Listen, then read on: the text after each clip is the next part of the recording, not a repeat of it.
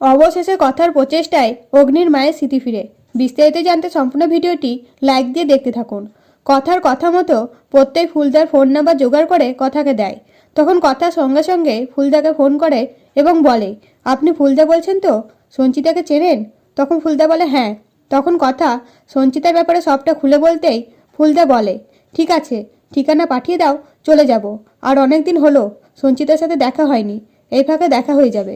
এরপরে রাধা মাধবের পুজোর সময় অগ্নি বলে, কথা মায়ের স্মৃতি ফিরবে তো? পিঠে পুলি উৎসব তো শেষ হতেই গেল। তখন কথা বলে, আমার বিশ্বাস স্মৃতি ফিরবে। পুজো দেখে স্মৃতি না ফিরলে আমি আরেকটা ব্যবস্থা করে রেখেছি। তখন অগ্নি বলে, আমাকে না জানিয়ে কি করেছিস তুই? এদিকে চিত্রা ওপরের দিকে তাকাতেই দেখে ওপরের ছাদটা ভেঙে পড়ার মতো হয়েছে। তাই চিত্রা কথাকে মারার জন্য উপরে যেয়ে ছাদের ফাটলে বারবার ঘা মারতে থাকে। তাই বাড়ির ছাদ ভেঙে পড়ে যায়।